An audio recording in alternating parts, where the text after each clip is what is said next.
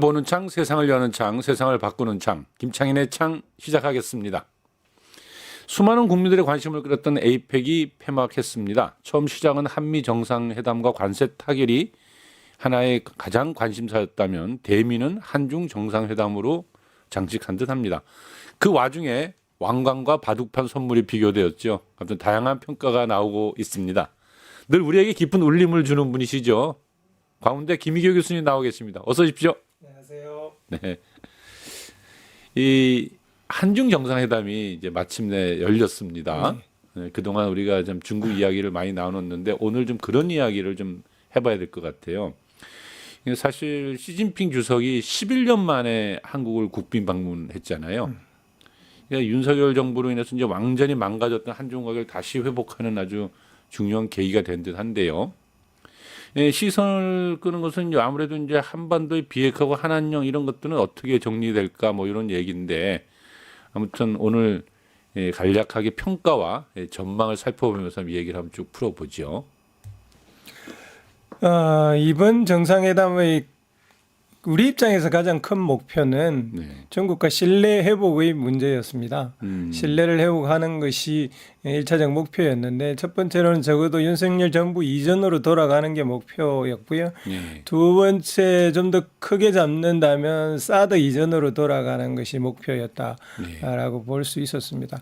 그럼에도 불구하고 이번 정상회담이 열리기 전까지는 사실상 여러 가지 악재들이 겹쳐 있었기 때문에 순조롭게 진행되는 것이 예측하기 힘들 만큼 걱정이 오히려 더 많은 그런 정상회담이었는데요. 그랬는데요. 끝나고 나서 지금 보면 기대 이상으로 완전히 성공한 회담이었다라고 평가할 수 있을 것 같습니다. 윤석열 정부 이전으로 아니면 사드 이전으로까지 돌아갔나요? 윤석열 정부 이전으로는 확실하게 돌아갔다고 볼 수 있고요. 예. 이제 사드 이전으로까지 돌아갔다라고 볼 수는 없는데요. 예. 이재명 대통령께서 다시 중국을 방문한다고 발표를 하셨으니까 그렇죠. 그때 가면 그럴 기회를 충분히 만들 수 있을 만큼 이번에 한중 정상 간 굉장히 신뢰적인 분위기가 형성되었다고 봅니다. 중요한 계기는 만든 거니까 어찌 보면 이제 급한 불을 끄긴 했는데 한중간에 이제 가야 할 길은 여전히 이제 접두산전으로 놓여 있으나 그 첫 발걸음 잘 내디뎌놨다 이렇게 보면 되겠네요. 그러니까 국가와 국가 간에도 상대방에 대한 믿음 그런 것이 굉장히 중요한데 윤석열 정부에서는 그것이 완전히 결렬되어 있었고요. 이번에 그것을 완전히 복원을 했고 적어도 이번 회담 과정을 지켜본 바로는 충분히 앞으로 긍정적으로 양국 관계가 회복되고 발전될 수 있을 것이다 보여집니다. 그러면은 이제 선생님이 보실 때요. 이렇게 이제 한중 간의 과제라는 게 있지 않겠습니까? 거기 이제 중국도 방문을 하게 된다든지 이제 풀어 나가야 될 과제들 그런 것들을 한번 짚어본다면 어떤 게 있을까요? 일단 우리 측 입장에서 바랐던 건 뭐냐 하면 첫째로는 북한의 비핵화 문제를 중국과 어떻게 같이 풀어나갈까라는 것이 가장 큰 과제였고요. 두 번째는 이제 사드 사태 이후에 알게 모르게 지속되어 오던 한한령을 어떤 식으로 풀어서 다시 문화적 교류를 재개하느냐라는 것이 두 번째였고 세 번째는 눈에는 잘 드러나 보이지 않지만 윤석열 정부 이후에 한중 간의 경제적 교류 그리고 우리의 무역 흑자가 완전히 역전되어 버렸기 때문에 그것을 다시 되돌릴 수 있는 방법을 찾는 것 이런 것이 목표였습니다. 중국 측 입장에서 보면 어쨌든 윤석열 정부와 완전히 대립적인 한중 관계를 만들어 놓은 상태에서 이재명 정부가 앞으로 우리가 신뢰하고 서로 상호 협의할 수 있는 파트너일까라는 의문부호를 해결해 주는 것이 가장 급선무였다라고 생각하는데 그건 충분히 해결된 것 같고요. 두 번째로는 이제 여러 가지 구체적인 이슈들이 있는데 그것을 이번 한 차례의 만남으로서 해결하기는 어려울 것 같고요. 고위급 만남을 서로 합의했으니까 앞으로 하나씩 풀어나갈 수 있는 충분한 전기가 되었다고 보여집니다. 그러면은 뭐 말씀이 나온 김에 그 과제들에 대해서 이제 하나씩 좀 한번 전망을 좀 보고 싶은데요. 예를 들어 이제 그 북한 비핵화 문제 있지 않습니까? 지금 중국은 거기에 대해서 이제 NCND 하고 있는 것 같습니다. 예. 그렇죠. 그러니까 핵무기 문제로 원래 이제 제재에 동참했던 중국의 큰 변화라고도 할 수 있을 것 같은데요. 근데 우리 정부는 자꾸 이제 중국한테 요구를 하고 있잖아요. 비핵화에 발언을 해달라, 그리고 영향을 미쳐달라는 건데, 향후 이 문제에 대해서 중국은 어떤 태도를 취할 것 같습니까? 중국 이전에 우리 정부가 이 문제에 대한 입장을 분명히 해야 됩니다. 좀 정리할 필요가 예. 있다. 그 문제는 뭐냐면 이 비핵화를 지금 우리 정부는 두 가지로 쓰고 있어요. 하나는 이전에 윤석열 정부부터 지속적으로 써오던 CBID, 즉 북한의 완전한 비핵화를 맨 앞에 두고 하는 비핵화를 한쪽에서는 이야기하고 있고요. 또 한쪽에서는 그것이 지금 상황에서는 불가능하니까 마지막 단계로 놓고 맨 앞에 중단 단계, 감축 단계를 거쳐서 마지막 단계로 이르는 3단계로 가자라는 이야기를 하고 있어요. 우선 우리 정부 내에서 지금의 상황을 파악하고 어떤 것으로 앞으로 북한과 중국으로 상대할 것인가를 정해야 된다라고 보고 있고요. 전반적으로 볼 때 저는 빨리 후자 쪽으로 정리를 해서 중국을 상대하는 것이 맞다고 봅니다. 왜냐하면 네. 중국도 지금까지는 지속적으로 한반도 비핵화를 요구했어요. 그건 북한의 비핵화를 요구했다는 뜻입니다. 그럼에도 불구하고 최근에 왜 전성절 이후 한마디들을 하지 않느냐 하면 북러 신동맹 이후에 중국도 북한에게 비핵화를 강제할 방법이 없다라는 것을 스스로 자인한 겁니다. 예. 그렇다면 강제할 수 없다면 비핵화를 내세워서 관계를 더 불편하게 만들어서 북한에게 핵무기를 고도화시킬 수 있는 시간을 더 주기보다는 오히려 대화를 시작해서 통제 가능한 범위 내에서 이야기를 나누는 것이 더 좋다는 판단을 한 거거든요. 사실은 이번 회담 내에서도 한국에서도 여전히 비핵화 문인에 대한 논의를 제기한 것 같은데 중국은 다시 한반도 평화라는 워딩으로 받았어요. 받은 거죠. 예. 그렇다면 우리도 다시 이 문제를 한반도 평화를 어떻게 만들 것인가를 앞에 놓고 비핵화는 그 마지막 솔루션으로 놓는 것이 지금으로서는 가장 적절한 방법이다라고 보여집니다. 예. 다행인 것은 네. 우리 대통령은 지속적으로 그 3단계 해법을 말씀을 하고 계시는 것 같으니까 예. 그 방법으로 중국과 북한을 상대하면 지금보다는 훨씬 더 수월하게 이 문제가 진행될 수 있을 거라고 보여집니다. 그러니까 중국과 러시아는 이미 이제 북을 핵 보유국으로의 인정을 하는 듯한 것 같고, 네. 예, 트럼프 대통령도 얼마 전에 보니까 뉴클리어 파워 얘기하면서 사실상의 핵 보유를 인정하는 것 아니냐라는 느낌인데 여전히 지금 이제 우리만 계속 비핵화를 앞세워서는 안 된다라는 말씀이시죠? 냉정하게 판단하면 예. 지금 북한을 밖으로 끌어내고 나오려고 한다면 비핵화를 내세워서는 불가능합니다. 불가능하다? 경제적으로는 중국과 이미 밀착을 다시 시작했고요. 군사적으로는 러시아와 당분간 뗄래야 뗄 수 없는 관계를 확보를 하고 있어요.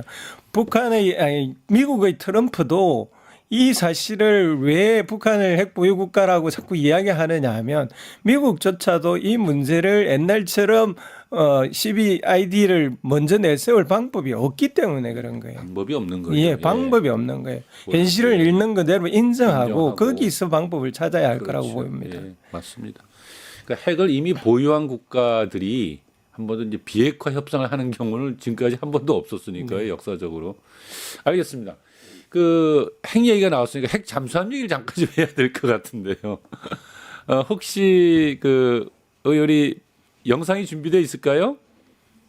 예, 잠깐 한번 좀 보고 갈까요? 약간의 오해가 있으신 것 같은데 핵 추진 잠수함의 연료를 우리가 공급받을 수 있도록 대통령께서 결단을 좀 해주시면 좋겠습니다. 디젤 잠수함이 잠항 능력이 떨어지기 때문에 북한이나 아니면 중국 쪽 이 잠수함들 추적 활동에 제한이 있습니다. 한국이 핵 추진 잠수함 능력을 필요로 한다는 데 공감을 표하면서 후속 협의를 해나가자고 하였습니다. 저 장면은 아주 참 많은 분들이 보고 또 다양한 이제 평가가 나왔는데요. 그러니까 아무튼 이재명 대통령은 이 자주국방을 위해서 핵 추진 잠수함의 연료를 공급받을 수 있도록 좀 요청을 했는데, 근데 이제 트럼프 대통령 다음날 트루스 소셜에다가 뭐라고 얘기를 했냐면 필리 조선소에서 직접 이제 건조하게 된다라고 이렇게 화답을 했어요. 그러니까 연료를 좀 우리가 만들겠다고 얘기한 것 같은데 자신들이 만들어서 보내겠다라고 얘기를 해서 엄밀히 말하면 이제 핵 잠수함의 기술과 능력은 넘길 수 없다라는 표현인가 이렇게 보여지기도 했는데요. 근데 사실 여기서 우리는 두 가지 느낌이 있었던 거죠. 하나는 핵 잠수함을 우리가 지금 보유하는 문제가 현 단계에 굉장히 이번 협상에서의 성과처럼 이야기되고 있는 측면이 있어서 거기에 대한 평가가 하나 필요할 것 같고 하나는 대중국 견제용이라는 이제 발언을 했단 말이죠. 그래서 내가 깜짝 놀랐던 게 다음 날 이제 시진핑이 오는데 이 발언이 갖는 의미는 뭘까 하고 약간 좀 어안이 벙벙한 측면도 있었어요. 어떻게 보셨어요, 이거는? 먼저 핵 잠수함 문제에 관해서 먼저 말씀드리면 이 문제는 물 밑에 숨어 있었지만 언젠가는 이렇게 굉장히 극단의 논쟁이 필요할 수밖에 없는 사안이었습니다. 왜냐하면 여기 이 첫 출발은 뭐부터 시작을 해야 되냐면 북한이 이미 실질적인 핵 보유국으로 되어버린 사실에서 출발을 해야 해요. 예. 그렇다면 북한이 되어버렸을 때 그다음 우리가 선택할 수 있는 방법이 뭘까? 이걸 검토해 보면 지금 일어나고 있는 극단의 논의는 불가피한 겁니다. 일단 보수 진영에서는 확실하게 핵을 보유하자고 말을 했고요. 네. 문제는 진보 진영에서는 여러 가지 논의들이 아직 본격적으로 시작을 되지 않았는데 그 논의의 물꼬를 지금 터준 거라고 보여진단 말입니다. 예. 일반적으로 진보 진영의 논의를 그냥 개략적으로 정리를 하면 우리는 핵을 보유하지 않는 것이 이 한반도 평화를 위해서 더 필요하다는 논의가 주류였고요. 그러면 핵을 가진 북한을 어떻게 상대할 것이냐라는 문제가 생기는데 그 생기는 문제를 우리가 가지고 있는 재래식 무기를 지금으로도 충분하지만 더 업그레이드해서 대하면 된다라는 거거든요. 이제 문제는 그렇게 했을 때 생기는 문제가 뭐냐 하면 국민들이 가지고 있는 핵에 대한 공포는 그냥 공포가 아니거든요. 그건 실제적인 감정이고 실제적인 정서란 말입니다. 그거 어떻게 해결할 거냐라는 문제인데 그 문제의 논의에 대한 논의들이 지금 비교적 부족했어요. 일부에서는 그냥 미국에 대한 핵 공유로서 그 문제를 해결할 수 있다라는 기존의 방식으로 해구산으로. 예.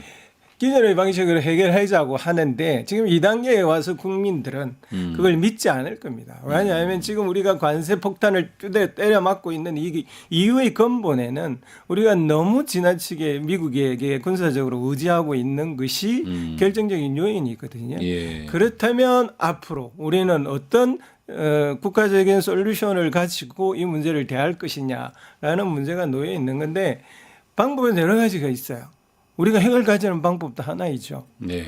그다음 아예 그 반대편에서 지금의 베트남처럼 모든 국가가 동맹을 다 해체해버리고 비동맹을 선언하는 거죠. 그리고 선제 공격을 어떤 국가하고도 하지 않는다라는 방식으로도 할 수 있어요. 네. 또 하나는 싱가포르처럼 미국하고도 군사적 훈련을 하고 중국하고도 군사적 훈련을 하는 그런 다차 동맹 방식으로도 있을 수도 있어요. 예. 그다음에 유럽처럼 서로 침략을 당했을 때 다자 안보 방어 시스템을 구축해서 누군가 침략을 당했을 때 우리나라처럼 대해서 막아내겠다라고 하는 시스템도 있단 말입니다. 예. 또 하나의 방식은 예. 이제 북한이 핵 문제를 일으켰을 때 네. 그 짧은 순간에 핵무기로 전환할 수 있는 단계의 핵을 고농축 핵을 우리가 보유하고 있자. 이것도 하나의 솔루션이었단 말입니다. 지금 그런 솔루션 중에서 정부가 뭔가 행동을 취하는 거고요.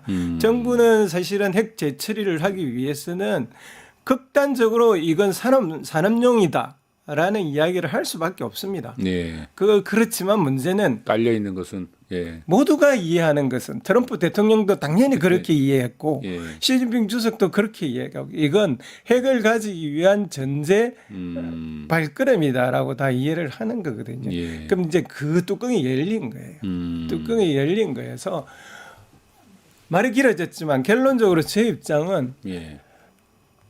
우리가 굳이 주겠다라는 핵을 보유할 수 있는 그 출입구의 라이센스를 굳이 안 받을 이유가 굳이 없다. 안 받을 이유가 없다. 예. 저는 그런 입장입니다. 예. 일단 받고 받으면 저는 그게 아주 큰 카드가 될 수 있다고 생각하거든요. 실제로 근데 주긴 줍니까? 한 10년 걸린다면서요? 뭐 어쨌든 준다고 했으니까 예. 우리가 별 돈 안 들이고 노력 안 들이고 받은 거 아닙니까? 예. 그렇다면 거기서 출발해 보는 거죠. 뭐 출발을 해보면 미국의 대통령이 한 말인데 뭐라도 얻는 게 있을 테고요. 예. 그렇게 했을 때 이제 역시 두 가지 걱정이 되죠. 이게 동아시아의 군비 경쟁으로 네. 나아가지 않을 거냐라는 걱정이 있는 거고. 안 그래도 그 중국을 이게 견제하는데 필요하다라는 발언도 나왔으니까요. 네. 이제 그렇게 했을 때 가장 이 문제를 싫어할 국가는 당연히 3개 국가이죠. 예. 중국, 일본, 북한일 겁니다. 예. 북한은 일단 논외로 하고 예. 그중에 핵심은 중국일 텐데 그렇죠. 중국이 여기에 대한 반응이 예. 우리가 예상하던 것보다 그렇게 격하지가 않아요. 글쎄 왜 그랬을까요? 진짜 약간 좀 의아했어요. 뭐 그 다음날 엄청나게 그 입장이 막 나오고 그럴 줄 알았는데 굉장히 유연하게 대응하는 것 같더라고요. 첫 번째로는 예. 한국이 핵을 가진다는 것은 예. 기본적으로 긴 전략적 텀에서 살펴보면 국방의 자주성을 가지는 겁니다. 예. 이건 미국의 항공모함으로서 역할을 하고 있는 한국을 미국으로부터 비교적 독립적인 하나의 자주국으로 만들어줄 기회가 있다라는 판단이 전제되어 있을 겁니다. 그런 점에 있어서 이 핵잠을 가지는 것이 미국의 군사적 전략의 일종의 수발이 되지 않을 가능성만 있다면 네. 중국으로 봐서는 나쁘지 않은 선택이 될 수도 있죠. 그런 고려가 일단 하나 있었을 테고요. 두 번째로는 이게 이제 논란이 초기이기 때문에 이게 실제 어떻게 진행되기는 두고 봐야 되는 사안이고 진행될 때 네. 이제 중국이 내세우는 대로 이 동북아의 평화, 한반도의 평화 체제를 구축하는 데 있어서 해결할 방법이 있을 것이다라고 볼 수도 있을 겁니다. 알겠습니다. 그 문제는 좀 더 이제 앞으로 이 정세의 변화에 따라서 좀 더 네. 깊이 대화로 들어가도록 하겠습니다. 네. 왜냐하면 지금 방금 핵잠수함 얘기를 꺼내니까 이제 선생님은 핵 보유의 문제로 이제 확 얘기를 진행시켜가지고 네.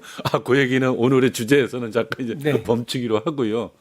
또 이제 어떤 평가들을 하는 또 미국 내에서도 그러던데 보니까 이거는 뭐 미국과 한국이 완벽하게 이제 이 한 몸이 되는 것에 이제 신호탄이다 뭐 이런 것까지도 나오고 해서 그래서 그런 평가들은 좀 더 앞으로 이제 진행하면서 보도록 하겠습니다. 네, 한마디로 말씀드리면 저는 그런 평가에 동의하지 않습니다. 예. 그러니까 아까 선생님이 그렇게 했었으니까.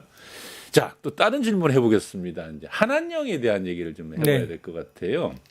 그러니까 사실 이번 정상회담을 계기로 한한령이 풀릴 것이라는 조짐들이 좀 있는 것 같아요. 공연도 열어줄 것 같고. 그런데 사실 이제 지난번에 그 사드 문제로 발생했던 한한령이 단순히 당시 이제 보복 조치로만 작동을 하는 게 아니라 현재 이 자본주의 문화의 무분별한 그 유입에 대한 문제식도 상당히 존재하는 것이다라고들도 또 많이 보시더라고요. 그래서 관계가 회복된다고 해도 한한령이 완전히 잘 풀리지 않을 수도 있다. 뭐 이런 주장도 있던데 선생님 보실 때는 어떻게 보십니까 지금 한한령의 문제는? 중국은 공식적으로 한한령을 한 적이 없다라고 말을 했으니까 예. 풀 때도 어느 일정한 시점을 계기로 이제부터 한한령 해제야 이렇게 절대 풀지 않을 겁니다. 예.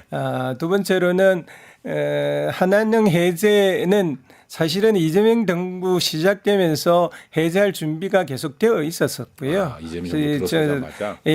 일정 정도 공연이나 교류들은 이미 시작이 되었습니다. 예. 중앙정부에서 일괄적으로 지침을 내려서 일시적으로 모든 지방정부가 푼 건 아니지만 지방정부에게 굉장히 유동성을 주어서 지방정부에 따라서 이 문제를 처리해 나가는 식으로 조금씩 열리고 있었어요. 네. 그럼에도 불구하고 경색된 분위기는 여전히 있었습니다. 그건 왜 그러냐면 이재명 정부와 중국 간의 기본적인 틀이 구축이 안 돼 있어서 중국도 계속 망설이고 있었던 것으로 보여지고요. 예. 이제 이번 계기로 거기에 대한 신뢰가 회복되었으니까 아마 이 문제는 이전보다는 훨씬 빠른 속도로 해결이 될 것 같습니다. 다만 예. 아이돌 공연 문제는 예. 좀 다른 측면이 있어요. 방금 후자에서 말씀하신 중국 문화가 가고자 하는 기본 방향과 이것이 좀 서로 맞지 않는 부분이 있어서 그런 문제에 있어서 만약에 공연을 한다고 하더라도 조율을 하거나 혹은 뭐 다른 형태의 공연을 하거나 그럴 가능성은 여전히 있어 보입니다. 예, 알겠습니다. 아주 간략하게 정리가 잘 됐습니다. 아무튼간에 그래도 중국 갈 때마다 대장금의 우리 배우 이영애 얼굴이 걸려 있는 거 볼 때마다 참 뿌듯했는데 이제 앞으로 그게 좀 더 많이 확산은 되겠네요. 이제 드라마들도 많이 들어가고. 다행스러운 것은 이제 한국에서 햄중 시위가 일어나고 햄중이 고양되는 것처럼 비춰지니까 예. 중국에서도 일부 국민들이 그런 경향을 드러내기는 함에도 불구하고 하고. 전체적으로 여전히 중국인들은 한국과 한국 문화를 굉장히 좋아합니다. 예. 그래서 그건 굉장히 다행스러운 일이라고 보여집니다. 그런 점에 있어서 이제 정부 차원에 있어서 좀 해병 무드만 조성된다면 네. 급속하게 양국의 교류는 문화 교류는 진전될 수 있을 것이라고 보였습니다. 그러죠. 근데 이제 요번에 새롭게 열리는 이 관계 속에서 이제 풀어야 될 과제도 또 좀 제기가 된 것 중에 하나가 얼마 전에 중국 상무부가 하나그룹의 조선 해운 분야 미국 자회사를 특정해서 제재 대상에 올렸잖아요. 매우 이례적이라고 봤는데 어쩌면 꼭 미국이 하는 방식이잖아요. 이거 세컨더리 뭐 입고 네. 해가지고 이거 뭐 중국을 거쳐온 물건들은 안 받겠다는 둥 뭐 이런 식인데 그 반대로 지금 이제 된 것 같은데요. 근데 사실 하나필리조선소는 요번에 핵잠수함 건조하자라고 하는 조선소 같은데 네. 말이죠. 근데 사실 사태가 장기화되는 건 참 바람직하지 않은데 어떻게 보십니까? 이번에 이렇게 관계가 풀리면서 이 문제도 함께 풀릴 수 있는 사안인가요? 일단 미중 관계에서 이 문제가 생긴 게 첫 번째 문제입니다. 그렇죠. 그러니까 미국이 중국에 대해서 반도체에 대해서 추가 제재를 시작을 했습니다. 네. 그 중에 하나는 이제 이미 기술 제재를 받고 있는 기업의 자회사, 지분율 50% 이상 되는 자회사도 제재의 대상으로 삼았어요. 그렇게 하자 거기에 대해서 다시 대응의 방식으로 하나오션 문제를 중국에서 규제의 대상으로 삼은 거거든요. 그런데 네. 일단 이번 미중 정상회담을 계기로 새롭게 생긴 2차 제재를 풀었단 말입니다. 그런 점에 있어서 이 하나오션 문제가 가지고 있는 한쪽 고리는 풀렸어요. 네. 문제는 그에 따라서 자연성적으로 이 문제가 풀릴 것인가는 좀 더 두고 봐야 될 것 같습니다. 왜냐하면 하나오션 제재가 일어날 때 중국에서 관심을 가졌던 것 중에 하나는 하나가 필리핀에 중국이 원하지 않는 무기를 공급하는 그와 같은 움직임을 보고 처음으로 중국이 다른 국가에 대해서 2차 제재를 가한 거였거든요. 네. 그래서 한중 관계가 다시 회복되고 그 문제에 대해서도 진솔하게 토의할 수 있는 장이 열렸으니까 그런 점에 있어서 두 번째 고리도 우리 정부의 노력 여부에 따라서는 충분히 풀릴 수 있는 상태가 되었다라고 보였습니다. 그런 게 다 풀리면 완전히 새로운 이제 한중의 미래 역사가 아주 밝게 변화를 일으킬 가능성이 매우 높아졌다고 봐야 되겠군요. 그렇게 가야죠. 우리로서는 절실하게 그렇게 가야 됩니다. 올해 경제 성장률이 0.8에서 0.9로 예측되는데 윤석열 정부 이전으로 빨리 경제 성장률을 올려야 되면 그래서 과제는 중국과의 정상적인 흑자 무역 체제를 구축을 하는 겁니다. 근데 이렇게 중요한 중국과의 관계에서 일부 정치인들이 그리고 또 특히나 정신 나간 정부 자체가 일부러 협중을 조장하고 중국과 대결을 만들어내고 그래왔잖아요, 사실. 그 문제는 간단하게 대응할 문제는 아닌 우리 사회를 혐오 사회로 끌고 갈 수 있는 심각한 문제여서 그건 그것대로 대처해야 되지만 큰 틀에서 보면 크게 걱정할 필요는 없다라고 보여집니다. 왜냐하면 미국이 여러 차례 한국 내 그들 세력들과 트럼프가 직간접적으로 손절을 하고 있고요. 그런 점에 있어서 미국의 극우가 앞으로도 계속 한국의 극우와 손을 잡고 그들이 세계 정세에 영향력을 미칠 정도로 힘을 가지기에는 거의 불가능한 상태가 되었고요. 한국에서도 사실은 보수 진영 중에서 경제를 더 중시하는 재벌 중심의 보수 진영들은 이미 그 극우 집단이 외치고 있는 현중 정서와는 손절을 하고 손절하고 있다. 다른 배를 타고 적극적으로 나아가고 하고 있어서 그들의 세력은 점점 극소화될 가능성이 높습니다. 알겠습니다. 이번에 그 미중이 만났어요. 네. 예, 지난번에 선생님 나오셨을 때 미국과 중국의 정상회담이 이루어지면 어떻게 될까 전망을 좀 했었는데 선생님 전망대로 스몰 딜은 이루어진 셈인가요? 이번에? 예, 스몰딜은 확실히 이루어졌죠. 예. 관세 10% 나눠주고 히트로 1년 연기했고요. 뭐 그 뒤에 이런저런 것들을 주고 받았는데 결국은 오바마 2기 때부터 지금까지 계속되어 오던 미중 간 서로 충돌하고 전략적 경쟁을 충돌의 방식으로 하던 것을 이제 그 방향을 틀어서 상호 화해해서 상호 공존할 수 있는 방식으로 전환될 수 있는 계기를 찾자는 거거든요. 이렇게 전환에는 미국이 이제 그 스스로 힘의 바닥을 본 게 가장 큰 영향을 미쳤습니다.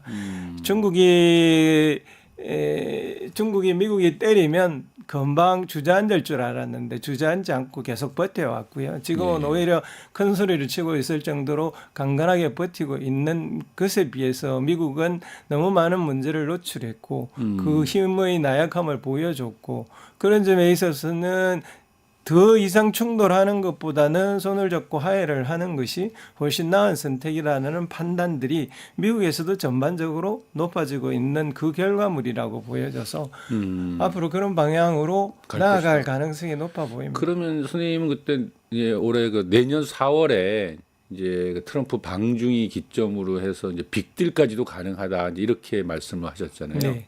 그러면은 사실 이게 빅딜이라고 한다면 어느 정도의 수준을 빅딜이라고 하는 거냐? 안보 문제까지 합의를 보는 거죠. 그럼 그 핵심에는 대만 문제가 대만 문제가 있고, 다 대만과 풀어버린다. 남중국 문제가 있고요. 네. 그 안보 문제에 대해서 합의할 뉘앙스를 지금 트럼프는 계속 비치고 있습니다. 그 만약에 그렇게 되면은 더 이상 미국과 중국 간에 있어서의 패권 경쟁이라고 불리우는 이 갈등이 해소된다는 의미를 내포하고 있는 거 아닙니까? 근본적으로 패권 경쟁이라고 불리는 전략적 경쟁 자체가 없어질 수는 없고요. 예, 그 존재하는데 늘 긴장은 있으나 충돌의 방식은 아니는 것으로 바뀔 가능성이 높다. 열전으로 가지는 않을 것 같다. 열전을 예. 가지를 않을 가능성이 높다.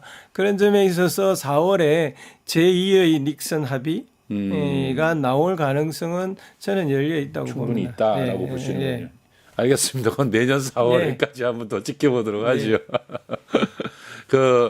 아주 그 중국 이야기를 이제 아주 정확하게 어쩌면 굉장히 명쾌하게 정리를 했으니까 사실 많이 다뤘기 때문에 오늘은 좀 뒤로 밀어놨습니다만 한미 정상회담 얘기 그래도 안 하고 갈 수는 없을 것 같습니다. 오늘 왜냐하면 제가 그동안 4번에 걸쳐서 이제 김창인의 창에서 이번 그 에이펙에 대한 특집을 쭉 진행했어요. 물론 그 전에 에이펙 열리기 전까지의 특집으로 따진다면 거의 한 8번에 걸친 그런 이제 에이펙을 다뤘는데요. 오늘 이제 선생님이 처음 시작할 때 특집 때 첫날 오셨고 이제 마지막 정리하는 날입니다. 이제 또 왜냐면 내일부터는 이제 더 이상 이제 에이펙 가지고는 이제 논의에서 빠져야 될 것 같은데 이제 마지막 정리하는 입장에서 이제 한미 정상회담에 대한 평가를 좀 하고 이제 정리를 해야 될 것 같습니다. 예, 보시면 알겠지만 이 기간 중 이 관세 협상이 타결되면서 평가가 압도적 다수는 박수치고 참 잘했다라는 게 좀 다수인 것 같고요. 이제 일부 진보 정당들 시민단체들은 이 굴욕적이다. 그게 이제 우리 정부에 대해서라기보다는 아마 이런 얘기를 하는 것 같아요. 그러니까 미국이 그렇게 강도적인 이 탈취, 어쩌면 약탈을 하는데 그걸 갖다가 덜 뺏겼다고 해가지고 이것을 갖다가 박수 칠 일이냐, 부끄러운 일 아니냐, 뭐 이렇게 보는 것 같습니다. 보실 때 이 간략한 평가를 한번 들어보시면 어떻습니까? 양쪽 다 충분히 문제 제기를 하고 박수를 치고 비판을 할 만한 성격을 가진 협상이었습니다. 우선 호주의 한 학회에서 한 경제학자가 이런 표현을 했어요. 지금 이 시기는 트럼프가 어떤 특정한 국가의 양다리를 자를 거야. 그리고 한 다리만 자르는 시기이다. 이렇게 표현을 했단 말이에요. 네. 미국이 그가 가진 힘을 전력 배팅을 해서 지금 다른 나라에게 일종의 수탈을 하고 있는 중이거든요. 그렇죠. 그런 중에 한국은 가장 중요한 타켓 중에 하나였고요. 한국은 약점이 다른 국가보다 훨씬 많죠. 군사적으로 미국이 절대적으로 우지하고 있기 때문에 약점을 기본적으로 보여 있고 먹잇감이었습니다. 그 먹잇감이라는 큰 틀 아래서 이제 협상이 진행된 거고요. 그 협상의 디테일은 저는 성공적으로 잘 했다고 판단을 합니다. 그 맥시멈을 200으로 정한 것이 제일 잘했고요. 200으로 정하면 횟수는 무진장 늘릴 수 있습니다. 두 번째로는 상업적 합리성을 따진다고 했기 때문에 상업성 합리성을 우리가 잘 이야기해서 버텨내고 또 앞으로 디테일해서 싸워야 될 부분을 잘 싸워 나간다면 네. 이 문제의 이 데미지를 최소화시킬 수 있다라고 보거든요. 예. 그런 점에 있어서는 처음 진행했던 결과물로서는 굉장히 성공을 거두었다라고 보여지는데요. 예. 그럼에도 불구하고 진보 진영에서 일어나는 비판이 잘못됐나 전혀 그렇지 않습니다. 이 비판의 화살은 당연히 이재명 정부가 아니라 네. 미국한테 가야 되고 예. 그 이재명 정부는 그것을 분명히 알아서 이재명 대통령께서 나와서 국력을 좀 키워야 되겠다. 그런 탄식을 했잖아요. 네. 그 탄식에 걸맞는 대응을 이제는 해야 될 거라고 생각합니다. 문제는 지금 이 트럼프 리스크는 트럼프의 이례적으로 절대로 끝나지 않고요. 앞으로도 계속될 것이고 트럼프의 리스크의 바탕에는 미국 리스크가 있습니다. 트럼프가 없어진다고 이 리스크가 없어지지 않아요. 네. 그렇다면 장기적으로는 우리는 또다시 수탈되지 않을 국력을 길러야 되고요. 진보 진영의 많은 분들이 걱정하고 비판하는 것도 그걸 하자라는 이야기로 저는 받아들였습니다. 예.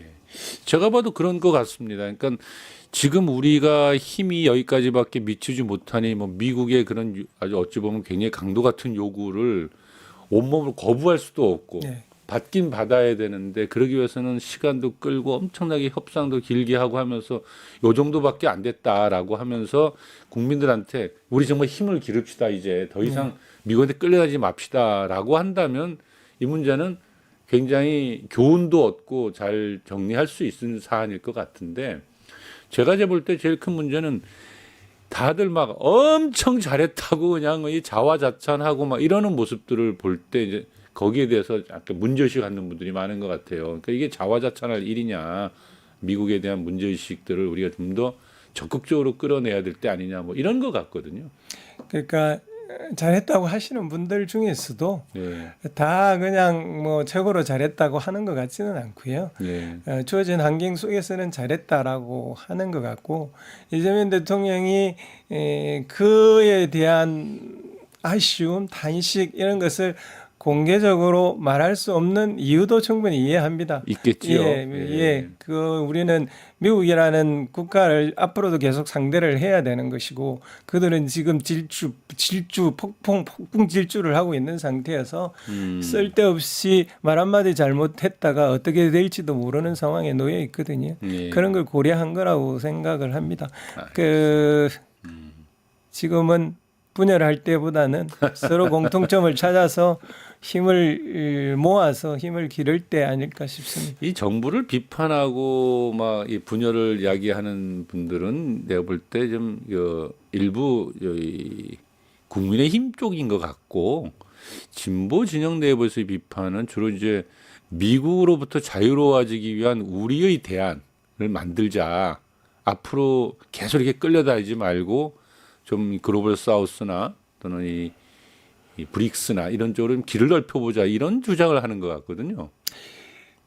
좀 안타까운 것은 이번 협상을 이재명 정부가 굉장히 잘했는데 그 협상에 대해서 좀 비판적인 이야기를 하시는 분 진보 진영 혹은 야당 국회의원에 대해서 좀 과도한 비판을 하는 것은 저는 좀 그들의 입장 진보 진영에서 나라가 정부의 관료들이 생각하고 있지 못한 부분 혹은 생각했으면 좋겠다라고 생각하는 것을 말하는 건 그들이 숙명입니다.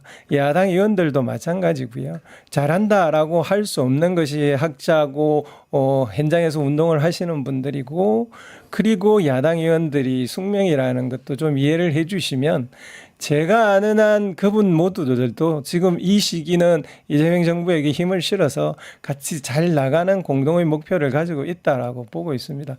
비판하고 있는 대부분 분을 전대로 저도 잘 알고 있는데요. 그분들이 중심이 제대로 이해 안 되는 것 같아서 그런 걸 좀 아쉽습니다. 알겠습니다. 그 얘기를 그만하고 지난번 스님이 첫날 오셔가지고 했던 이야기를 이제 한번 평가를 하고 마쳐야 될 것 같아요. 당시에 말이죠. 그 에이펠 앞두고 급물살을 타던 북미 정상회담이 이제 선생님 당시에 될 가능성이 높다. 틀렸다고 지금 야단치시는 거죠? 아닙니다. 아니 그 얼마든지 계획을 얘기할 수 있었는데 당시에 이제 뭐라고 말씀하셨냐면 이제 정동영 장관의 대담을 보니까 뭔가 좀 현실적으로 움직이는 것 같다. 그리고 트럼프의 그 적극성을 보니까 더 그런 것 같다. 그리고 이제 북의 중국 열병식이고 또 행보를 보니까 그런 것 같다. 이렇게 이제 보면서 요번에 뭔가 이루어지지 않겠냐 대화가 이렇게 이제 보신 것 같다는 말이죠. 근데 어떻습니까? 여기 영상 준비된 게 있나요? 네, 잠깐 보고 할까요? 네. 김정은 위원장이 대통령님의 진심을 아직은 제대로 다 수용하지 못해서 불발되긴 했지만 대통령께서 김정은 위원장과의 회담을 요청을 하고 언제든지 받아들일 수 있다라고 말씀하신 것은 그 자체만으로도 이 한반도에 상당한 평화의 온기를 만들어내는 것이기도 합니다. 아직까지는 김정은 위원장님이 대통령님의 그 진정한 내심의 뜻을 잘 수용을 못하고 이해를 못한 상태라서 불발되긴 했지만 이것도 또 하나의 씨앗이 돼서 한반도에 거대한 평화의 물결을 만드는 단초가 될 것이다. 이렇게 생각하고 우리로서는 큰 기대를 가지고 대통령님의 앞으로의 활동을 지켜보겠습니다. 네. 근데 사실 이번에 이 트럼프 대통령이 보여준 모습은 굉장히 북한테 만남을 요청하는 거의 이 9월까지는 아닐지 몰라도 엄청나게 간청하는 모습이었단 말이죠. 그래서 이제 어떤 분들은 이게 거의 스토커 수준이었다 할 정도로 계속 만날 것을 간청했는데 북이 어떤 대답도 하지 않은 것 같고요. 거기에 대한 좀 간략한 평가가 필요하고 또 지금 방금 나온 영상처럼 이 트럼프 대통령의 진심을 몰라서 이제 안 나온 거냐에 대해서 같이 좀 묶어가지고 말씀을 좀 해주실 필요가 있을 것 같습니다. 트럼프 대통령의 구애는 두 가지 측면이 있겠죠. 그 노벨상 증후군이라고 말하는 그런 일종의 개인적인 욕심, 북한을 자기 사업의 대상으로 삼으려고 하는 가족 기업의 욕심 그런 것들이 결부 안 됐다라고 볼 수는 없을 것 같고요. 그런데 그렇게 개인적인 욕심만으로 지금 북한에 대한 구애로 해석할 수는 없을 것 같고요. 기본적으로는 전반적인 동아시아 전략에서 지금 적어도 트럼프는 이 지역의 신냉정적 대립보다는 평화적 체제를 구축하려고 하는 방향으로 가고 있다라고 보여지고요. 또 하나의 측면은 우크라이나 전쟁을 중단을 시키는 것이 사실은 트럼프의 지금 외교 전략에서 제1 목표인데 러시아가 말을 안 듣는 거거든요. 네. 러시아의 말을 들을 수 있는 지금의 방법으로 가장 큰 두 가지 전략은 중국을 움직이는 것과 또 하나는 북한을 군사적 지원하는 데서 떼어놓는 것이 가장 큰 두 가지 전략이란 말입니다. 그렇다면 북한을 좀 더 소프트 랜딩 시키는 것이 장기적으로 러시아가 좀 더 평화적인 방법으로 빠른 속도로 나아갈 수 있는 길이 될 거라는 판단, 전략적 판단도 했을 것이라고 보여집니다. 그런 점에 있어서는 이것이 이번 1회로 끝날 가능성은 없다라고 보여지고요.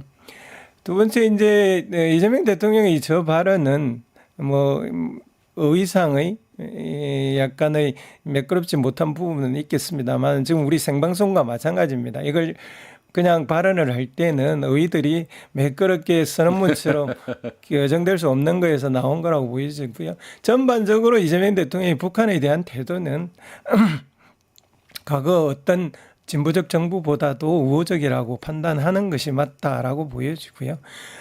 그런 측면에 있어서 지금 북미 관계가 이재명 대통령께서 스스로 말했다시피 북한의 문제를 해결할 수 있는 제일 주체는 미국이거든요. 휴전협정의 당사자이기도 하고요.